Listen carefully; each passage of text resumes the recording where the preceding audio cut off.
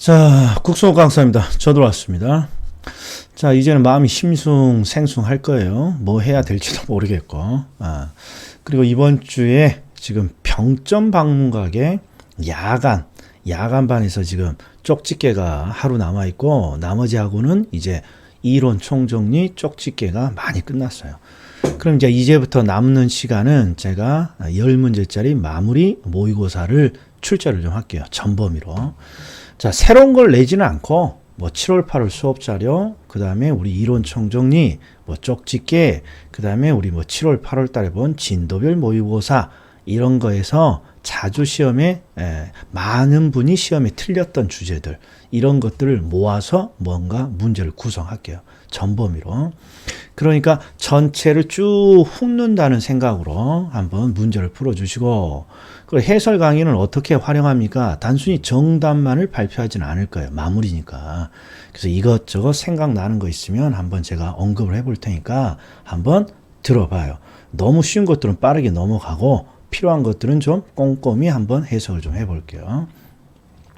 자, 그러면 한번 스타트 해보자고요. 자, 일단 1회. 그리고 일주일에 최소 2번은 제가 올릴 생각이에요. 이제 스케줄에 맞춰서 저도 요새 바쁩니다. 평가사 시험까지, 평가사 수업까지 지금 진행돼서. 자, 그러다 보니까 일단 2번은 기본이고, 자, 웬만하면 제가 3번 정도 올릴 생각입니다. 그러니까 꾸준히 해설 강의 들으면서 기억력을 살리시기 바랍니다. 아유, 서설이 너무 길었어. 첫 강의라. 자, 들어갑니다. 마무리 모의고사. 자, 1번 문제. 스탑. 얼른 스탑 눌러. 그리고 얼른 풀어봐. 그리고 해설 강의 들으셔. 자, 첫 번째 부동산 개념이에요. 자, 부동산의 경제 법률적 측면의 개념은 유형적인 측면의 부동산을 설명하는 데 유용하다. 이거 시험에 2번 나왔죠. 자, 유형적인 개념과 무형적인 측면을 나누면 물리적 측면의 개념이 외형, 유형적인 측면의 부동산을 설명하는 거고, 경제와 법률은 무형적인 측면이라고 해줘야죠. 이게 매치가 되어 있지 않죠. 틀렸어요. 자, 그 다음 2번은 요놈이 보이네요. 용도적 공급. 자, 항상 암기 코드가 지표량을 뜻하는 물리적 공급은 인간이 불가능하죠. 그러나 용도적 측면의 공급은 항상 가능하더라. 이게 논점이죠. 또 하나, 장소를 뜻하는 물리적 위치, 자연적 위치는 고정되어 있지만 인문적인 위치, 인간이 부여한 인문적인 위치는 끊임없이 변화되는 것이죠. 자, 그러면 부증성이에요. 부증성은 토지의 지표량을 증가시킬 수 없다는 거죠. 그러니까 용도적 공급이 아니라 물리적 공급이 불가능함을 의미하죠. 이게 정확한 뜻인데 그냥 용도적 공급이 나오고 불가능하다 그러면 무조건 틀린 거죠. 용도적 공급은 항상 가능한 것이니까. 네, 3번. 임대차 시장이 나오면 암기 코드가 뭡니까? 영속성이죠. 영속성. 너 아웃. 자, 이런 거 한번 해볼까요? 외부 효과가 나오면 외부 효과니까 부동성. 그 다음에 최유효 이용 나오면 부증성, 용도의 다양성. 그 다음에 임대차 시장의 발달, 영속성. 그 다음에 하나 더, 가치정의. 영속성. 그 다음에 비대체성. 개별성이죠. 자, 그 다음에 4번도 중요하죠. 홍수. 이거 굳이 해석을 하지 마시라고 그랬어. 대부분 시험에 매립, 그 다음에 형질 변경 또는 홍수 이런 걸 주고 반드시 중간에 자연적 특성이 있어요. 그러면 자연적 특성의 암기 코드는 자연적 특성은 자연이 부여한 특성이기 때문에 항상 예외 없이 적용이 되는 특성이죠. 그래서 예외가 없다라고 나와야 되고 뒤가 또는 항상 적용된다라고 나와 있으면 옳은 지문인 거예요. 이게 4번이 정답이죠. 그 다음에 명인 방법을 갖춘 수목의 집단. 독립정착물이네. 등기된 임목. 독립정착물이야. 즉 토지와 독립된 정착물이죠. 자, 그런데 토지와 독립된 정착물이나 토지와 독립하여 거래될 수 있는 것은 아니다. 아니 독립 정착물이니까 토지와 독립해서 거래될 수 있고 또 우리 시험에는 이 거래를 중개라고 내기도 있어요. 토지와 독립하여 거래될 수 있고 토지와 독립하여 중개의 대상이 될 수도 있더라. 정답 4번입니다. 자, 2번 스탑. 문제 푸세요. 자, 됐죠? 자, 시장의 균형 변화를 설명해요. 그러니까 네 가지 규칙이 기본적인 틀이죠. 자, 1번은 네 가지 규칙을 묻네요. 수요가 증가하면 가격은 상승하고 거래량은 증가합니다. 자, 2번은 무슨 논점이에요? 2번은 더덜 문제죠. 더덜. 더덜의 해석은 항상 가격 변화의 폭을 의미하니까 가격에 대한 문제죠. 그래서 수요가 증가하면 가격은 상승합니다. 일단 이걸 먼저 봐야죠.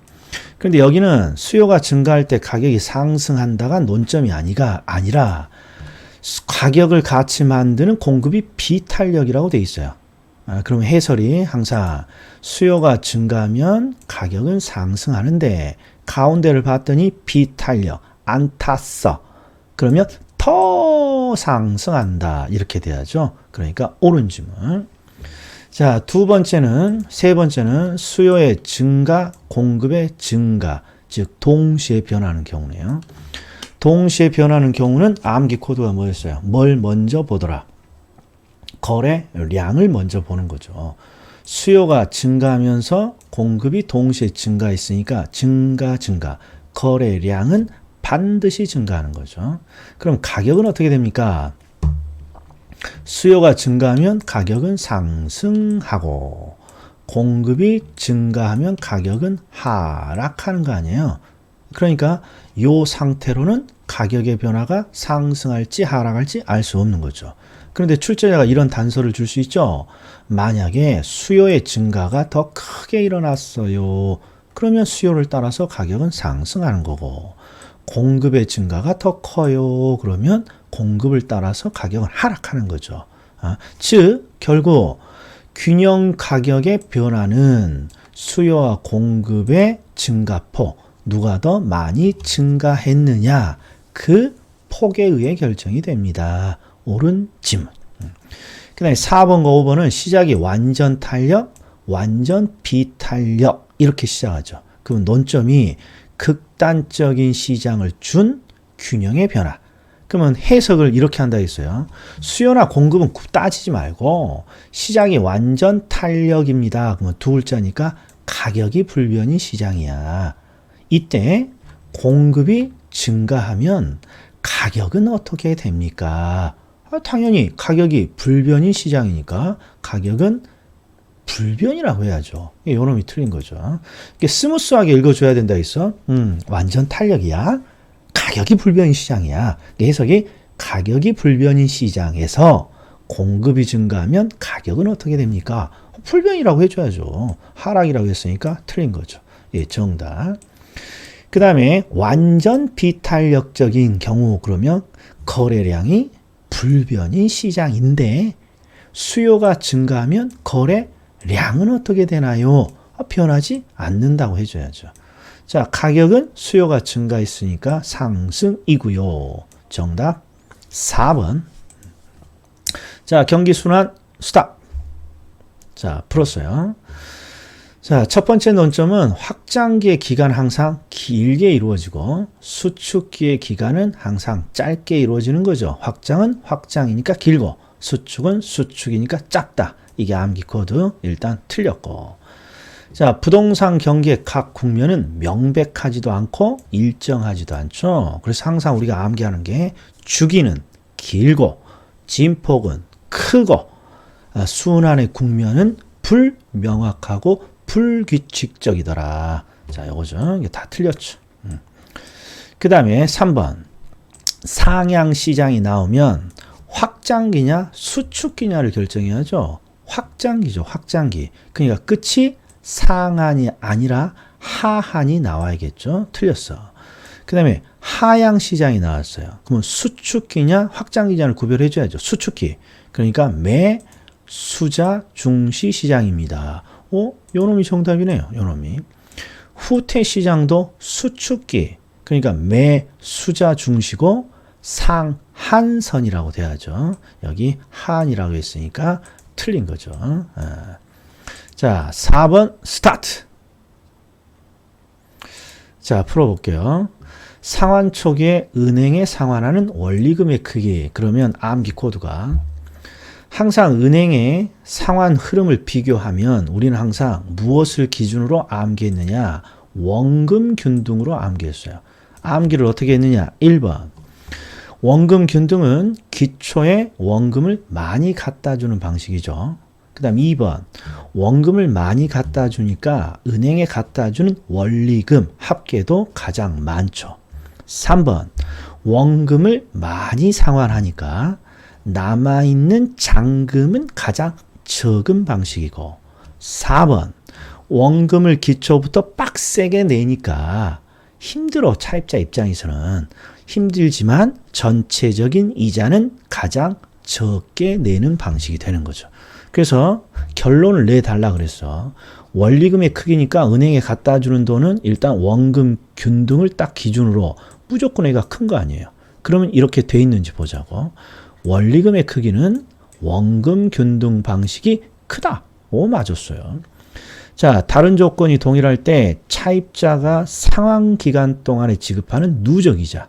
누적이자는 기초부터 원금을 빡세게 내는 원금 균등이 가장 적은 방식입니다. 이렇게 꺽쇠를 해놔야죠. 뒤쪽이 원금이니까 원금이 적다고 원리금보다. 그럼 이렇게 돼 있는지 보자고요. 누적 이자액은 원리금 균등 상환 방식이 크다. 그럼 맞는 거죠. 그 다음에 자 유동화 증권 내놨어요. MPTS. MPTS의 암기 코드는 지분형 증권이고 MPTS라는 증권의 수익은 기초자산인 주택저당 채권의 현금 흐름에 의존하는 방식이고 그리고 MPTS는 전부 투자자가 가져갑니다. 그러니까 투자자는 갖는다. 그럼 맞는 거죠. MPTS는 투자자가 다 가져가니까. 그 다음에 MBB는 B자만 있잖아요. B자만. 그러니까 발행자가 다 가져가는 거죠. 그런데 얘는 어려운 지문이라고 했어요.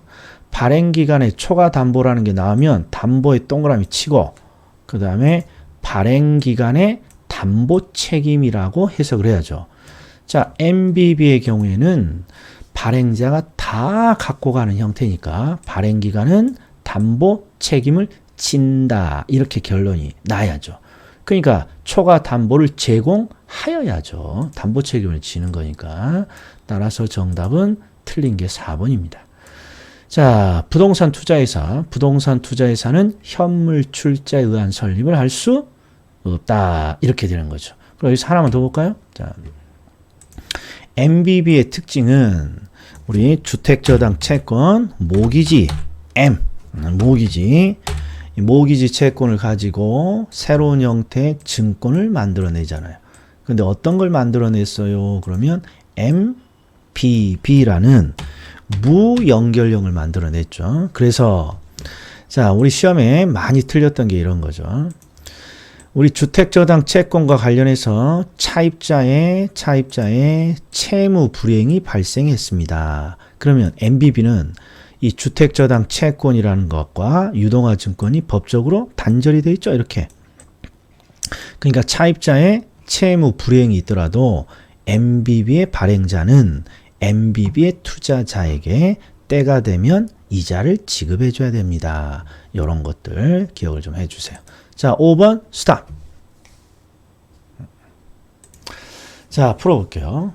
임대주택에 재산세가 부과됩니다. 자, 일반적으로 재산세는 누구한테 부과되는 거예요? 소유자. 그리고 부동산의 소유자는 항상 공급자죠. 공급자. 그러니까 재산세가 소유자, 즉 부동산의 공급자에게 부과되면 항상 임대주택의 공급은 감소하고 그 결과 임대료는 상승합니다. 자, 암기 팁. 조세정책에서 조세정책이 나오면 어떤 식으로든지 정가가 핵심 키워드예요. 그리고 재산세나 양도소득세 정가가 일어난다면 항상 임대료는 올라가는 거고 매매 가격도 올라가는 거예요. 그래서 임대료가 상승한다 그러면 거의 99%는 옳은 지문이에요. 뭘 주의 깊게 봐야죠. 임대료가 하락한다. 이런 표현이 나오면 1000% 오답이라겠죠. 정가가 포인트인데 임대료가 하락할 리가 없죠. 자, 그 다음에 공급이 비탄력적입니다. 그러면 공급자가 많이 부담하는 거죠. 공급자가 많이 부담하면 임차인 등 소비자에게 전가되는 현상은 적어지는 거죠. 요새 잘 나오는 논점이라고 그랬어요. 항상 공급이 비탄력적입니다. 그럼 소유자인 공급자가 많이 부담하죠. 그러면 소유자인 공급자가 소비자에게 전가할 부분은 줄어드는 거고, 그래서 많아진다가 틀린 거죠. 자, 3번은 외부 효과네요. 외부 경제가 나오면 항상 암기 코드가 뭐예요? 1번. 외부 경제가 왜 시장을 실패시킵니까? 그럼 꽃집 사례가 떠올라야죠. 꽃집의 사장님은 이익을 주면서도 이익에 대한 대가를 받지 못합니다. 그래서 시장 실패. 그리고 외부 경제는 항상 과소, 외부 불경제는 과대. 이렇게 암기 코드죠. 아무튼 외부 경제니까 외부 불경제보다 한 글자가 빠져 있잖아요. 과소. 그 다음에 임대료 보죠. 자, 우리 요거 같이 해볼까요? 임대료 규제, 분양가 규제는 항상 단기의 초과 수요, 장기의 물량 감소고, 임대료 보조는 임차인에게 임대료를 보조해주면 단기의 수요 증가, 단기의 수요가 늘면 자연스럽게 공급도 따라서 늡니다. 이게 암기 코드. 자, 임대료 보조는 저소득층의 실질 소득을 증가시키는 효과가 있죠. 그러니까 단기에 임대주택의 수요를 증가시키죠. 수요가 늘면 소비된 것만큼 공급은 따라서 느는 거고. 그래서 암기 코드가 수요 증가, 공급 증가. 자, 분양가 상한제는 정부가 분양가를 인위적으로 낮추는 거죠. 그래서 건설업자들이 나 사업 못해 먹겠습니다. 수익성을 낮추는 요인으로 작동을 하죠. 그래서 장기적으로 공급이 감소됩니다. 항상 잘 보셔야 돼. 임대료 보조는 수요 증가, 공급 증가고, 분양가 상한제나 임대료 규제는 항상 마지막에 물량 감소라는 거. 자, 정의 문제요. 스탑. 자, 여기는 정의 문제인데 요걸 잘 봐요. 요거. 정말 이 문구가 보이면 무조건 우리는 신경 써줘야 돼. 뭐뭐에 대한. 아, 정의 문제구나. 정의 문제는 항상 분수 형태에서 시험에 나오고, 그리고 분수 형태니까 공식을 시험지에다가 좀 적어주라고 그랬죠. 예를 들어서 순소득률은 뭔지 몰라도 상관없어. 수익률이야, 수익률. 그러니까 모가지 치고 밑에 뭘 내리는 거예요? 투자 금액을 내려야죠. 투자 금액. 그러면 투자 금액에 대한 순영업 소득의 비율 이렇게 돼야죠. 그러니까 일단 틀린 거죠. 일단 얘가. 그런데 요령이 이런 요령도 있다고 했어요.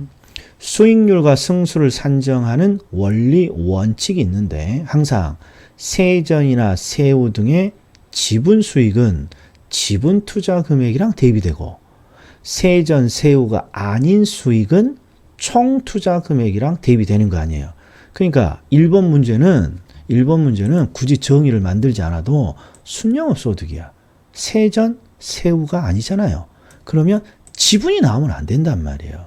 그러니까 얘는 무조건 틀린 지문이란 말이에요. 자, 그 다음에 부채 비율. 부채 비율도 분수니까 모가지를 치죠.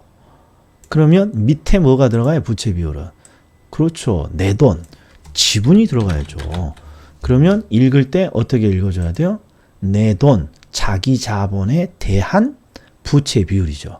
그런데 부채에 대한 자기 자본의 비율이니까 X죠. 분모가 뭐뭐에 대한이니까 자기 자본에 대한 부채 비율 이렇게 바뀌어야죠. 그리고 10억 원의 부동산을 투자하기 위해 2억을 대출받았습니다. 그러면 부채 비율은 60%가 됩니다. 이 말도 안 되는 소리죠. 자, 항상 부채 비율은 T자를 이렇게 적죠. T자. T자. 그리고 이쪽이 항상 부동산의 가격 10억이고 대출 금액은 어디로 가야 돼요? 요리 가야죠. 요리 2억. 그러면 10억 원짜리 부동산을 사기 위해서 10억 원짜리 부동산을 사기 위해서 2억을 대출 받았으니까 20%가 대부 비율이고 항상 오른쪽에 있는 이걸 읽으면 이게 부채 비율이죠. 8분의 2.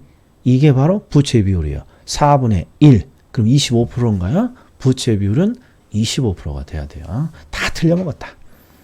그 다음에 부채 감당률은 손부채니까 모가지 치고 위에다가 순영업 소득을 올려야죠. 손을.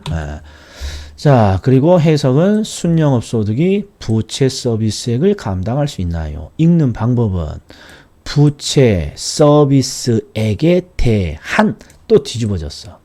부채 서비스액에 대한 순영업 소득의 비율 또 뒤집어졌죠. 자, 수익성 지수도 분수예요. 그러니까 모가지 치고 수익의 현가를 뭘로 나눈 값이에요? 비용의 현가로 나눈 값이죠. 자, 그래서 장래에 기대되는 현금 유입, 수익의 현가죠. 수익의 현가를 비용의 현가로 나눈 값입니다. 니 맞았네. 너 맞았네. 그 다음에 승수요. 승수는 모가지를 치고 항상 투자 금액을 위에 올리는 거죠. 수익률은 모가지를 치고 투자 금액을 내리는 거고 승수는 모가지를 치고 투자금을 올리는 거죠. 자, 그리고 총소득, 지분 수익이 아니니까 이게 그냥 총 투자 금액이 올라가면 되겠죠. 자, 그러니까 총 투자 금액을 총소득으로 나눈 값이죠. 그런데 이것도 다시 보죠. 자, 수익률과 승수는 원리가 있다 그랬어요. 자, 얘는 세전, 세후 등의 지분 수익이 아니에요. 그런데 지분 투자 금액이 들어가 있죠. 그러면 매치가 안 맞는 거예요. 그냥 해석을 할 필요도 없어요. 너 틀렸어. 그 다음 1번도 순영업 소득은 세전, 현금, 세후가 아니에요. 그러면 총 투자 금액이 나와야죠. 너 X. 이건 제가 공부하려고 하나씩 해본 거고 OX를 이렇게 찾는 거죠. 자, 7번 스타트. 자, 됐어요. 자, 공영개발 방식은 외부 효과 등으로 인한 부동산 시장 실패를 보존하고, 자, 이것도 시험에 3번 나왔어요. 시장 실패라는 게 뭡니까? 그러면 시장이 자원을 효율적으로 배분하지 못하는 상황이고요. 그러면 이런 시장 실패는 무엇 때문에 만들어지는 것입니까? 그러면 대표적인 게 공공재 외부 효과가 떠올라야죠. 자, 1번은 옳은 지문이에요. 자, 2번은 지역 경제 분석이니까 지시성 타투를 구분하라는 거죠. 자, 개발 대상 도시의 모든 부동산에 영향을 미치는 수요 요인을 분석합니다. 즉, 도시의 모든 부동산에 대한 수요, 가장 기본적인 수요 요인을 분석합니다. 그러면 지역 경제 분석이죠. 그럼 시장 분석에는 어떤 문구가 떠올라야 돼요? 자, 지역의 경제를 분석해서 지역의 경제가 살아있으면 아이디어를 내는 거죠. 개발의 아이디어. 그러면 개발의 유형이 특정되는 거죠. 그리고 특정된 유형에 대해서 수요와 공급을 동시에 분석합니다. 그러면 시장 분석이죠. 항상 지역 경제 분석과 시장 분석은 구별을 잘 해줘야 돼요. 자, 위탁 방식은 수수료를 받고 수수료를 주면서 개발을 위탁하는 방식이죠. 사업 전반이 토지 소유자의 명의로 행해집니다. 이걸 의문을 가지면 안 된다 했어요. 자, 항상 사업의 명의는 토지 소유자의 명의로 행해지죠. 사업의 주체가 토지 소유자니까. 그런데 개발의 지분을 공유합니다. X죠. 사업 위탁 방식은 수수료를 지급하는 방식이죠. 여기 틀렸네요. 자, 등가 교환 방식. 토지 소유자는 토지를 제공하고 개발업자는 건물을 건축해서 그 기여도에 따라 토지와 건물의 지분을 나눕니다. 그러면 등가 교환 방식. 자, BTL. 사업 시행자가 시설을 준공합니다. 빌드. 소유권을 넘깁니다. 트랜스퍼. 그리고 국가나 지방자치단체에게 임대합니다. BTL 옳은 질문이네요. 자, 스탑. 푸셨죠? 리카르도의 차액지대는 생산물 가격에 영향을 주는 비용이냐, 비용이 아니냐. 자, 그러면 기본적으로 신고전학파는 토지에 대한 임대료인 지대는 생산물 가격에 영향을 주는 비용이라고 하죠. 신고전학파. 그리고 고전학파는 비용이 될 수 없다고 하는 거고. 자, 비용이 될 수 없으면 뭐라고 합니까? 잉여 불로소득이라고 하죠. 자, 우리 기본서에 있는 학자 중에 고전학파는 두 사람이죠. 리카르도와 튜넨의 위치지대. 리카르도의 차액지대는 비용이 될 수 없죠.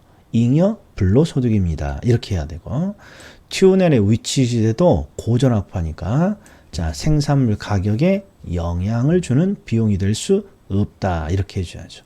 자, 2번 질문은 좀 어려워요. 튜넨에 의하면 지대는 매상고에서 생산비와 수송비를 뺀 것입니다.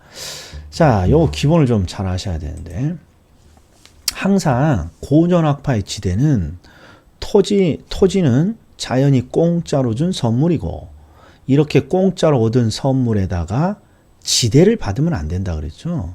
그래서 만약에 토지 소유자들이 지대를 받는다는 건 농부가 가져갈 농부가 가져갈 이득을, 농부의 이득을 착취하는 거라고 이렇게 생각을 해요. 그래서 토지 소유자의 불로소득 잉여라고 하는 거잖아요. 근데 문제는 농부의 이득이, 그러니까 결론이 농부의 이득이 적으면 지대로 착취되는 것도 적고, 농부의 이득이 크면 지대로 착취되는 것도 많다. 이게 기본 틀이에요. 고전학파의 지대로는. 그럼 보세요. 자, 매상고에서 생산비와 수송비를 뺀 것입니다. 이게 농부의 이득이에요. 농부의 이득. 그런데 이 농부의 이득을 만드는 구조인데, 항상 수송비를 튜넨은 강조했죠. 즉, 중심에 가까우면 가까울수록 수송비가 전략이 돼요. 그러니까 농부의 이득이 많아요. 따라서 지대로 착취되는 것도 많은 거고, 외곽으로 가면 갈수록 수송비가 늘어나잖아요. 그러면 결국 농부의 이득도 줄어드는 거예요. 그래서 외곽으로 갈수록 지대도 적어집니다. 이게 튜넨의 정확한 이론이에요. 그런데 이런 거 생각하지 말고, 이게 생각이 안 나도 상관없어. 항상 튜넨은 위치에 따른 수송비의 전략이 지대를 만듭니다. 이거 하나를 딱 기억해야죠. 지금 제가 설명한 게 이해가 잘 안 되면, 즉 튜넨은 위치에 따른 수송비의 전략이 지대를 만들어냅니다. 자, 3번이 틀렸네요. 준지대는 암기 코드가 요거잖아요. 준지대는 단기에 공급이 고정된 기계, 기구 등의 사용 대가, 요걸 토지의 사용 대가인 지대처럼 취급하는 거죠. 왜? 자, 공급이 고정된 기계, 기구 등을 지대처럼 취급하니? 그러면 기계, 기구 등이 공급이 제한되면 토지처럼 폭리를 취할 수 있기 때문입니다. 요게 암기 코드였죠. 근데 여기는 뭐 엉뚱해요. 준지대는 공급이 제한된 토지에 대한 사용, 이게 지대지 뭐. 그렇죠. 아주 엉뚱한 문장이죠. 다 틀렸어요. 그 다음에 4번. 동심원 이론에서 노동자 주거 지대는 점이지대 외곽에 위치하며 소득이 낮은 계층이 거주하는 지대를 의미합니다. 이게 뭔 소리입니까? 우리가 항상 중, 점, 근, 중점, 노, 중, 통이니까, 자, 노동자 주거지대는 점이지대 외곽에 위치하죠. 중심 업무, 점이지대, 노동자 주거지대니까. 점이지대 외곽에 위치하고, 이 당시에는 노동자 계층이 저소득층이었죠. 이게 소득이 낮은 계층이 거주하는 지대를 의미합니다. 옳은 질문이죠. 자, 다핵심 이론에는 항상 다핵을 만들어내는 4가지 요인이 떠올라야죠. 첫 번째, 동종 활동은 서로 모이려고 하고, 이종 활동은 서로 떨어지려고 하고, 그 다음에 물을 많이 사용하는 공장은 물이 있는 특정 위치를 요구하고, 지대 지불 능력의 차이가 핵의 위치를 다르게 하는 거죠. 그래서 동종 활동의 직접 지대 지불 능력의 차이가 다양한 핵을 성사시킵니다. 옳은 지문. 자, 스탑 누르고 푸셔봐.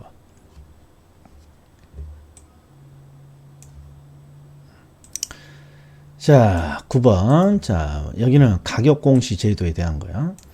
표준지로 선정된 토지, 조세 부담금 등의 부과 대상이 아닌 토지에 대해서는 개별 공시가를 결정 공시하지 아니할 수 있다.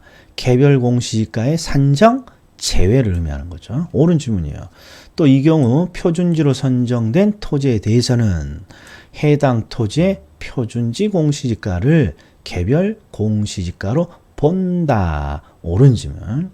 자, 분할 합병이 이번에는 보이네요. 그럼 해석이 이렇게 돼야죠.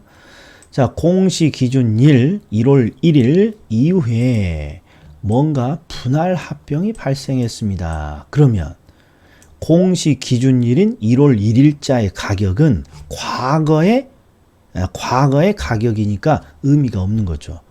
자, 그래서 1월 1일 공시 기준일 이후에 토지의 분할 합병이 발생했으면 1월 1일자 과거의 가격은 의미가 없으니까 1월 1일이 아닌 다른 날을 기준으로 개별 공시가를 발표하죠.